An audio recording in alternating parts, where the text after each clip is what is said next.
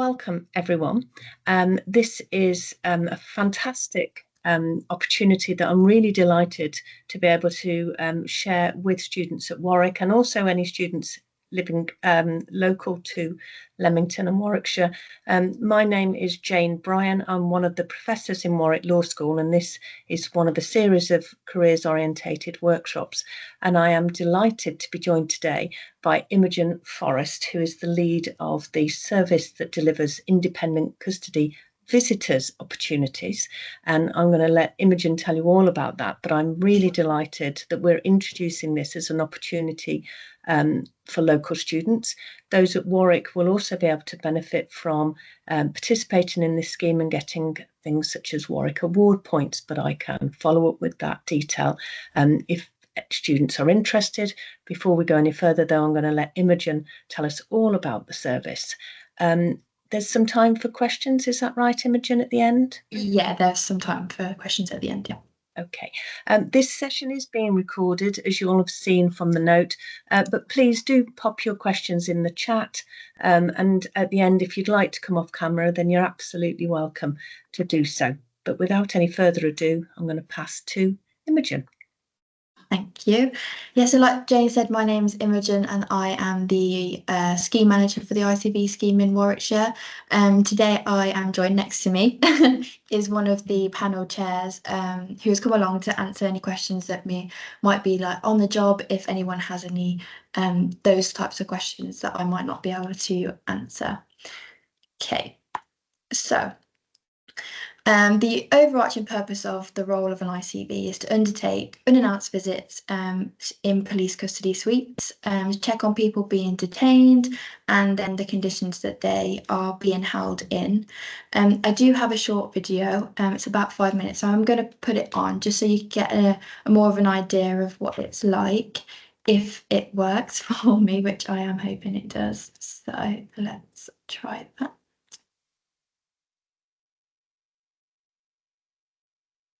And I hope the sound works too. So if the sound doesn't work, Jane, would you be able to just let me know?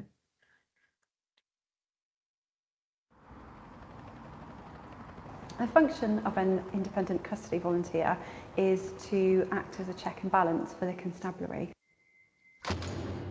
For me, it's a really worthwhile thing to do, checking that people are having their needs met. You know you're fulfilling a very important duty in the legal process. These places have to be secure but not secret, so their job is vital for the confidence in police in the county. Hiya, you okay? What can this is for you?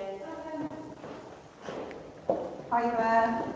We're independent custody visitors. We're nothing to do with the police. We don't know why you've been detained in custody today, but we come into the detention suite unannounced to check on the well-being of detainees. Would you be happy to answer some questions for us? Yeah, that's fine. I actually came across it purely by accident 10 years ago, and it was just one of those things I was quite interested in and thought, oh, that would be an interesting thing to do. My day job is working with some quite vulnerable people, so, you know, looking at that, I thought, you know, it's just an extension. The skills that I've actually got from my day job could be incorporated into this role. I found that there wasn't anybody from the black and ethnic minority community, so I thought, let me put my application in, because I'm sure that the people who come through the custody suite would be from a wide range and backgrounds, and it would be good for somebody from another ethnic background to be as a custody visitor. Waiting to go home. The function of an independent custody volunteer is to act as a check and balance for the constabulary, to make sure that there are no untoward practices going on in custody, to make sure that detainees are treated with dignity and respect. Up until that point, a detainee has not been proven to have committed any offence. It's the initial arrest normally.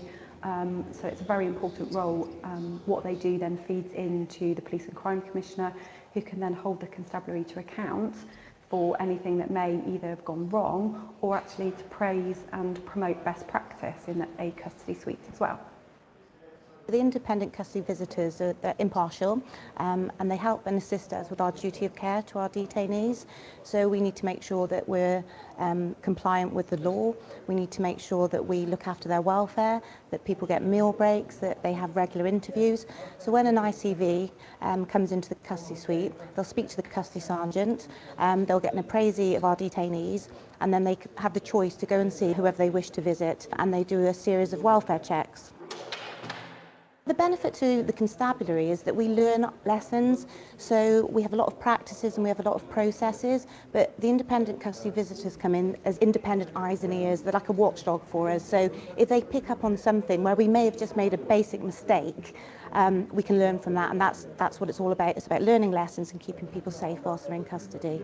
When you came in, you were offered a phone call, but you said it was... It's very important to have ICVs, the public effectively coming in unannounced. They can talk to the people that are being detained to see how their welfare is, what's happening. They can talk to the officers who are detaining, just to make sure things are as they'd expect them to be. And we don't want these places to be secret. They have to be secure, but not secret. So their job is vital for the confidence in policing in the county. You do have to want to come and spend time in what can be a difficult environment. You have to agree to attend some panel meetings, which are about 4 a year. You have to have some training from the scheme managers, but we really just want people who are committed to making sure that our detainees are looked after. As long as you're 18 and over, you have to either live or work or have an interest in the county. But other than that, no, we have young students, we have retired people, we have people from all different walks and backgrounds. Some work full time and do this on top of their day jobs. And we come to the detention suite unannounced. For me, it's a valuable thing. I feel it's a really worthwhile thing to do. Checking that people are having their needs met, because we've got to remember that anybody in detention, they haven't been charged at this point. They come into detention and they are to be interviewed and questioned. So we have to remember that we need to ensure that all of their needs are being met and that their rights are being upheld. I found that there's quite a lot of passion with the colleagues who do this role. There's the time, the commitment. You get that fulfillment as well, because you know you're fulfilling a very important duty in the legal process, in the legal system that we have in this country.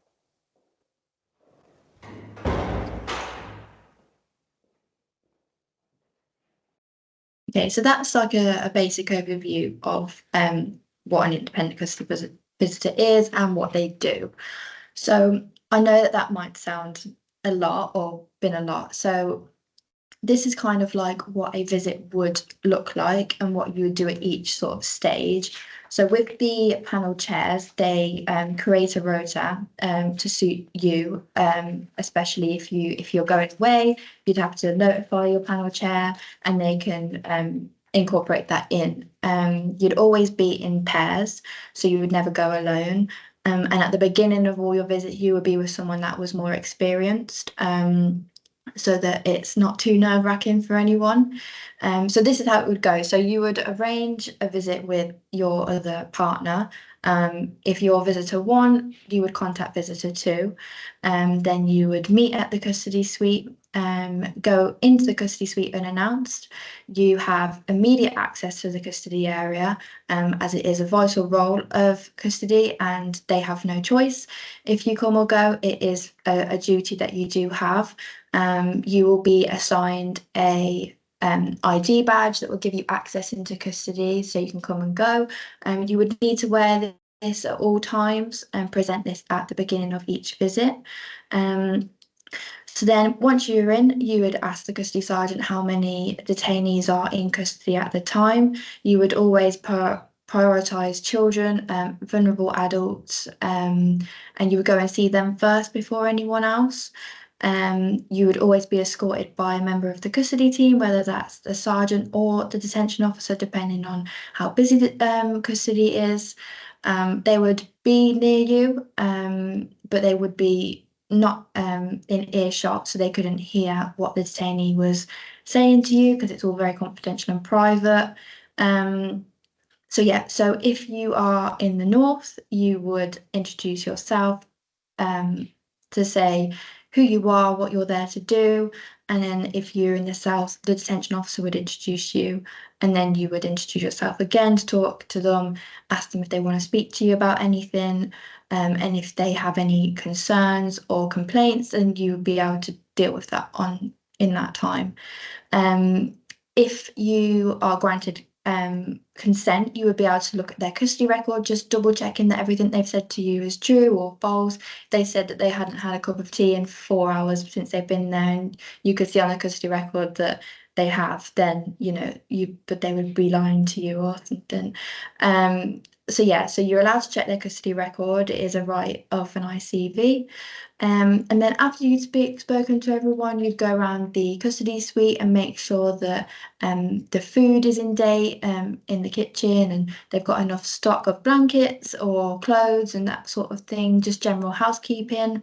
And then on site, you would complete a visit report, which would be online, and it would be submitted to the app, and then I get to review it, and so does the custody inspector. So if there's any concerns, the custody inspector would be able to rectify that.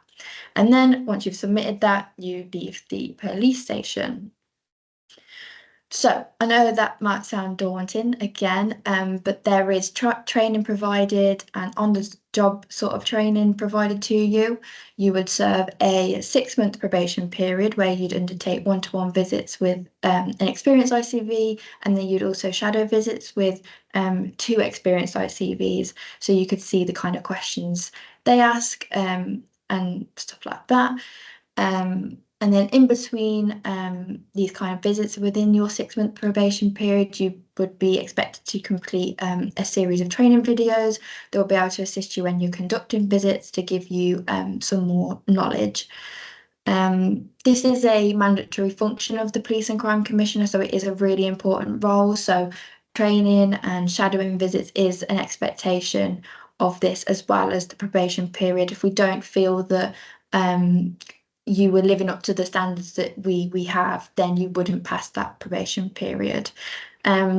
We do have a scheme handbook and a memorandum of understanding, which you would be required to read and sign before you join the scheme, so that then if it came to the probation and you hadn't fulfilled the kind of expectations that we would, that's the kind of reasons why you wouldn't pass. So these are the types of training that you would get during your probation period, and then after that there would be ongoing training that if I think is important, then we would provide that to you. If you ever thought that you wanted extra training on something, or you feel like you would benefit from something, that's also someone we could bring in to give some face-to-face training with anyone if required. Okay, so how to apply. So we have everything on our website. It's quite simple. You would just complete an application form, an equal opportunities form, which then I would review. And if I think you are suitable for the role, I would invite you to an interview with myself and the panel chair. If we agree that you've been successful, then you would go through police vetting checks, which can take between 6 to 8 weeks. So my idea was that that would be your summer break. You'd be going through vetting, ready to start September, October, once you've had your initial induction and had a tour of custody, because I would not expect anyone to be going into custody in this environment without having had a look around first, meet the staff, so you're all comfortable in that environment. So once you've passed vetting, you would then start your probation. The national guidance states that you must live, work or study within Warwickshire to be eligible for the scheme. So I assume most who have signed up to this will be eligible, and of course I believe you're all over 18, so that's great. So the kind of next steps, if anyone is interested, would be have a read of the hand scheme handbook, have a look at that, make sure you're all comfortable, then apply. And then we would go from there, really. So next sort of thing is any questions that if anybody had, I'm happy to answer, and then if the panel chairs would answer any questions if anybody has any.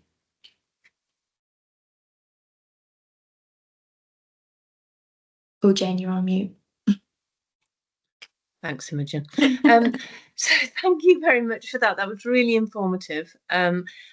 anybody with any questions, please pop them in the chat or raise your hand, and we'll obviously we'll take the question live, which would be lovely. Can I ask a few questions, Imogen, just to get us started? So if our students live in Coventry, I don't know if that's technically part of Warwickshire, but they are still eligible because they can, or because they study at the University of Warwick? So if they live in Coventry, we probably wouldn't accept them due to it not being in Warwickshire. Right. But the West Midlands OPCC do run the same scheme. So I'd be happy, if anybody lives in Coventry, I'll be happy to provide the application form for West Midlands, and they would love to take you on as well. Okay, that's great. Thank you. So I used to be a criminal lawyer, so I know that the police cell sounds a scary place. And maybe we can speak to yourself, Imogen, and the panel chair about what the reality is. But you say that part of the vetting process encourages the students to go along, the applicants, and actually visit the environment. Is that right? So that they can get used to what it's like in practice. Yeah, I wouldn't expect anybody to just do the application form, be vetted, and then walk straight into that environment. I will take anyone that wants to round custody, introduce you to the inspector, and he would then also take you around custody and explaining what's what, so that everybody feels comfortable, because it can be quite daunting. I know the first time that I went in, I was a bit myself. So yeah, I wouldn't expect anyone to go in without having a tour of custody first. Okay, that's so reassuring. Thank you, Imogen. So I have a question in the chat. So in terms of the academic year, which is October to June kind of time, how long would the process take as someone going into their second year of university and looking to go abroad for the third year? So at Warwick, we have some degrees where the students go abroad for their third year and then come back for their fourth year. So what kind of time investment is there? So we only ask that you're required to do at least one visit a month. So I'm not sure if that what would that usually, how many hours is usually involved in a visit? So a visit can take up, depending on how many people are in custody, you might turn up and there might not be anybody in custody. So you would just do basic housekeeping checks. So it can vary between, what would you say, 2 to 3 hours? 2 to 4 hours. 2 to 4 hours. Okay, that's great. And they're unannounced, aren't they? So these visits can be managed with your partner to reflect your timetables and your priorities, rather than having to work to the police's timetable, because it's unannounced, isn't it? So you don't have to book it in advance. Yeah, if you really wanted to go at 2 o'clock in the morning on a Saturday, if you think that might be exciting, then you're more than welcome to. Yep. Okay. So ultimate flexibility, provided you're working well with your partner, and you'll be able to get time there. Thank you. So I'll read this verbatim. Thank you for this amazing informative session. I'd like to echo that comment as well. I just have a couple of questions. After probation, if successful, how long can you take part for? Okay. Then I'm going to read the whole thing, and then we'll go back to individual parts. And what will happen when you go home from uni during the breaks, and also what occurs when you study in Warwick but live in Coventry. So we'll deal with the Coventry point first. So if somebody lives in Coventry but studies, so effectively works in Warwick University, it's the same kind of idea, but it would be with the West Midlands Police. Is that right? Yep, okay. Yeah, so the Warwick Uni isn't based in Warwickshire. Yeah, it is. Which is really, really random. I'm not sure why whoever thought of that was. But West Midlands would happily take you on. I've only worked here 20 years. Thanks for the reminder that we're actually not in Warwickshire. We are just called Warwick. Okay, thank you. So assuming it's the same across Coventry as well, once you've got probation and out of the way, what is there any limit how long you can work as a visitor? No, there's not. You can work as long as you want. Okay, and 3 years. 3 years. Yeah, but there is so the term that we have is 3 years. Right. Okay. So a 3-year term, but that fits perfectly within, you know, hopefully being in your 2nd and 3rd year and maybe come to us for postgrad. What about during the breaks? Because students will usually go around sometime between May, June and come back in September. So would that be a problem? No, that's fine. If they're not here for a period of time, that's fine. But if they fancy doing a visit during that, if they live kind of locally, then more than welcome. Okay, all right. Thank you. Thanks for that. Thanks for the question.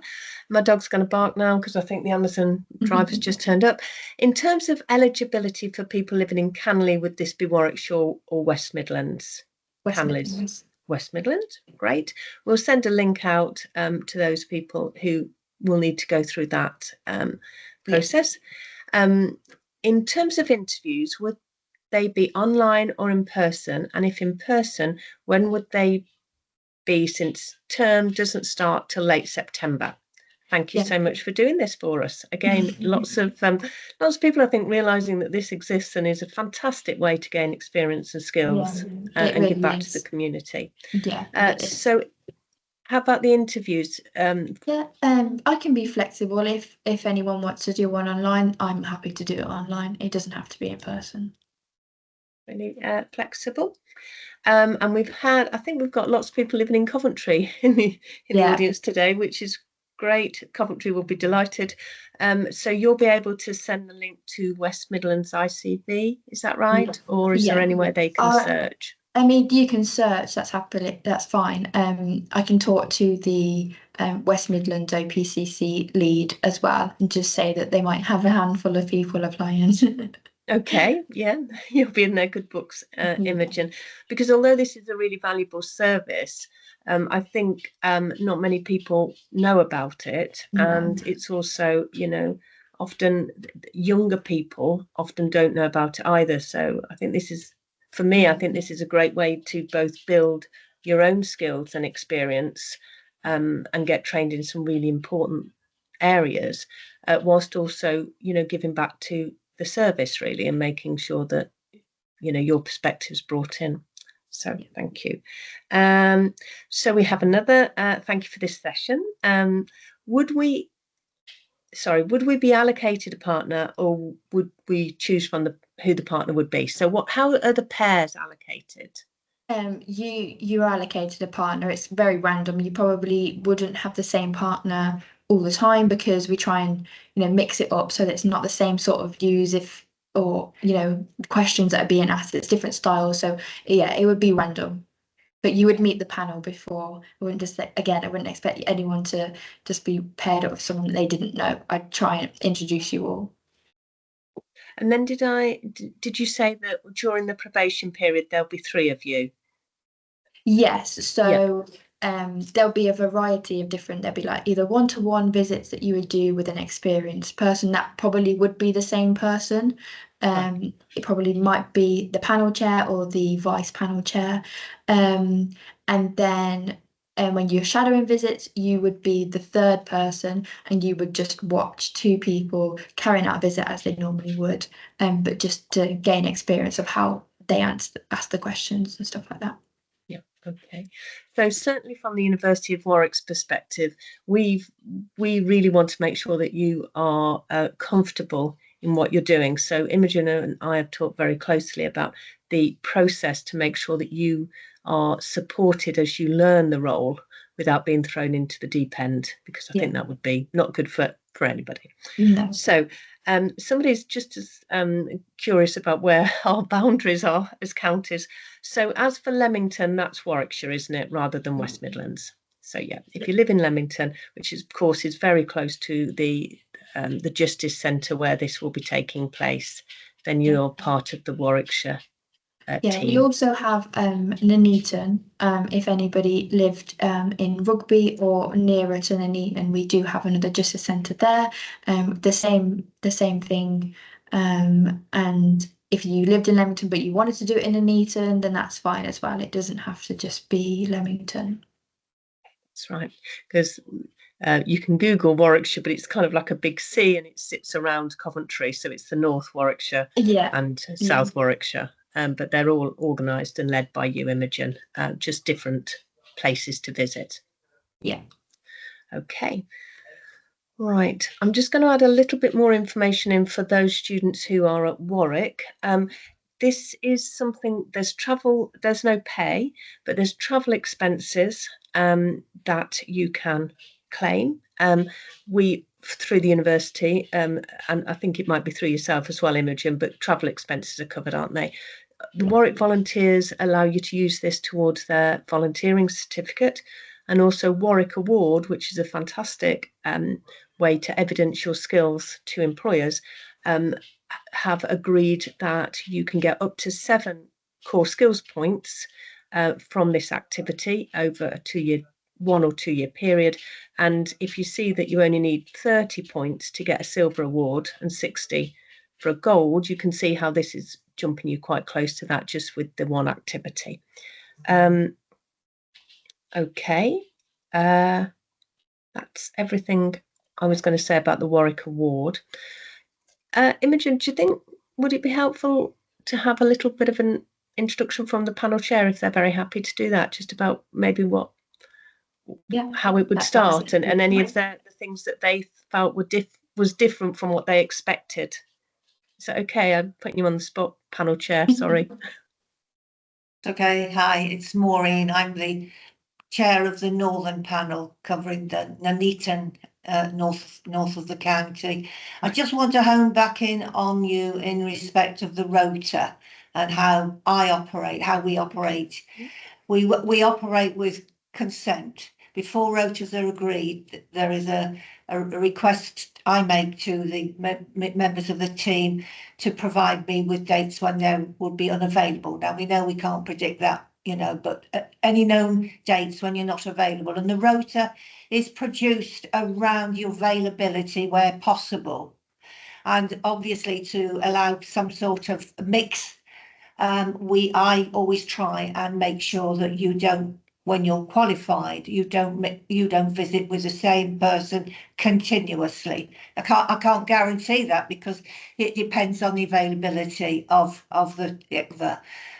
But the rota, once it's set, we have a unwritten understanding that you can, with your partner, visit any time during the week you're allocated to visit. Okay, so you've got plenty of scope. But you are expected to fulfill a visit during that week. Obviously, if your circumstances change, you have a sense of responsibility to flag up, to identify, I'm not going to be able to make that, and we will rearrange it. But it's not something that you can choose to do or not choose to do. Once you've agreed to commit to the rota and provide yourself that you're going to be available during the period of the rota, and it usually lasts for 6 months, so it's a long rota. And we in the north, we visit fortnightly because of our numbers. We visit fortnightly, so it's about 1 in every 8 weeks that our existing custody visitors visit. But I worry about this voluntary work because it's a statutory role, and I'm very keen for people to understand when they accept the responsibility of becoming a custody visitor, there is a real expectation that they will fulfil that role. Okay, we work as a team. We're a good team in North Warwickshire. We meet every 3 months. To discuss any issues that we might have. We have a really good working relationship with our scheme manager, and I just want you to know that we would welcome you and hope you can join. Diversity is a key for us. We do represent a diverse community in North Warwickshire. I'm very keen to have diversity within the team. We're quite reflective, could do better. But that's who we are, and we'd like you to join us. Thank you, Maureen, for that warm welcome. I really appreciate it. And I think you're quite right, even if it's voluntary in the sense of being unpaid, except for expenses, there is, it's a commitment to the service, isn't it? And I'm sure that our students would completely understand that. Thank you. Thanks. Imogen, I think we've got 2 more questions, if you're both happy to answer them. Yeah. So in terms of the visits. So if you're part of the Warwickshire team, you will go to the Police Station Criminal Justice Centre in Leamington. Is that right? Or Nuneaton, yeah. Or Nuneaton if you're in the north. What happens if you're in the West Midlands team? Do you know how many sites they have? We have somebody in the session today who lives in Coventry whilst during term time, but lives in Birmingham, so West Midlands still, in holiday time. How does that work? Do you know, or is that so something for them to there find are out? several different custody suites. I think there's 7 in West Midlands. So depending on where they live, the closest one would be where they go. If it's in Coventry, they do have a custody suite there as well. So Okay, they wouldn't have to travel if they lived in Coventry.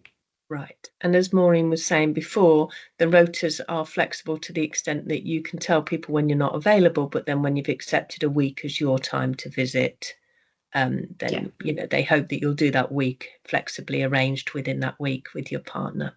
Okay. Yeah. So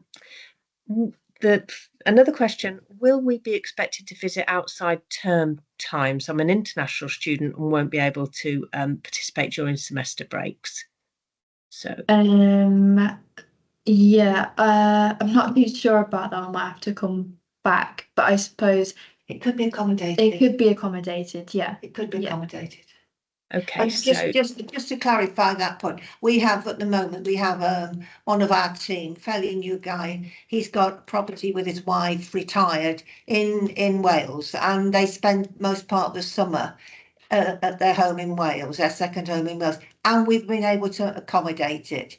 It just means, they're not working each month or throughout the summer months, but we can accommodate it. We will work with all custody visitors to meet their availability. okay. Thank you. Thanks for that, and thanks for the question and the reassurance. That's great. Can I chip in on that one? I'm Richard Cox, who's the chair of the Southern Panel, who actually deals with Leamington. As far as you mentioned an overseas student, part of the time when I've been a custody visitor, I was actually working in China.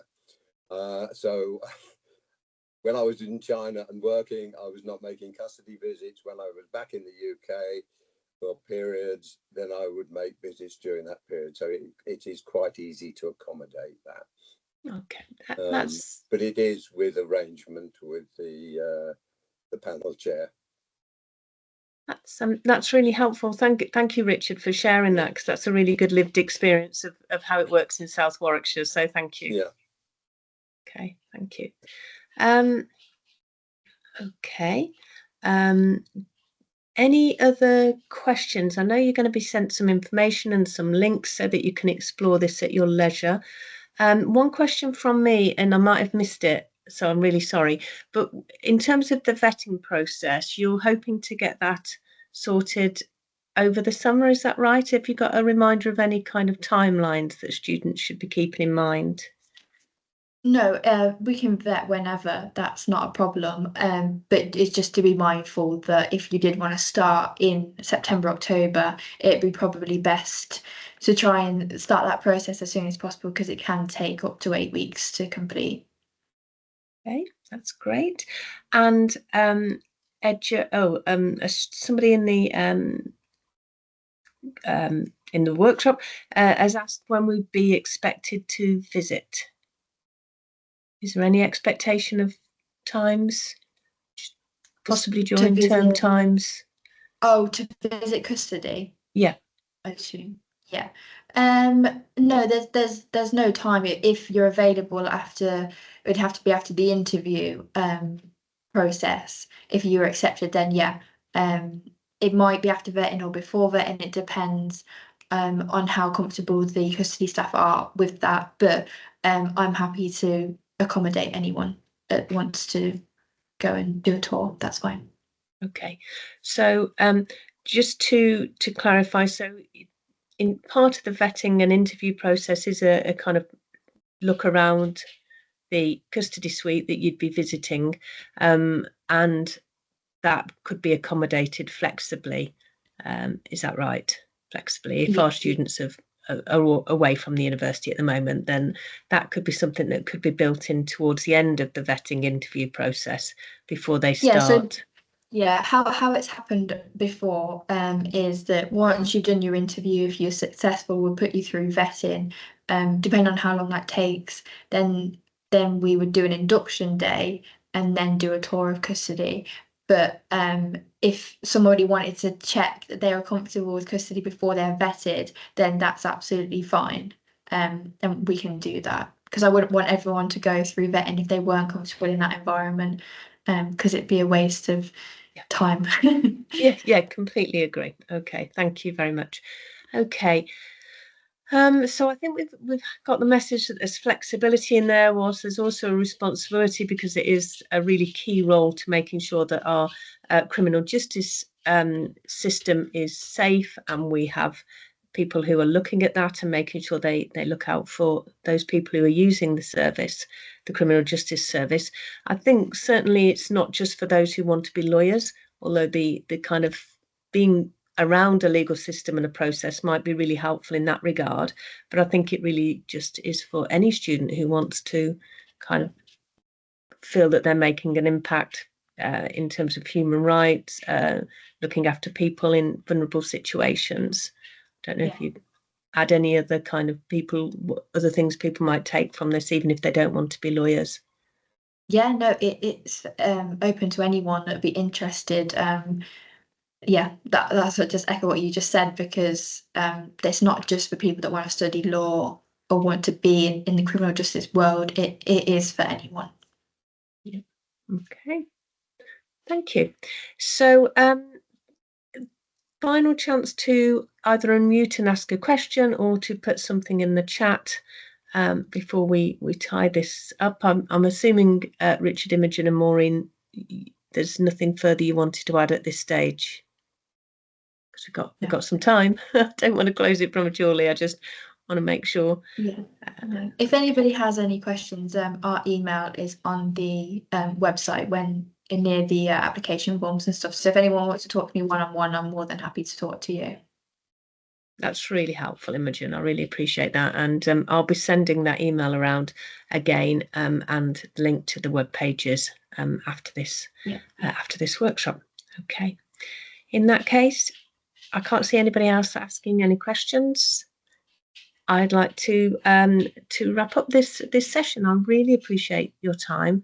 Imogen, it's been fantastic to work with you and to create this opportunity for the University of Warwick. I think it's a real valuable thing for students to be able to understand.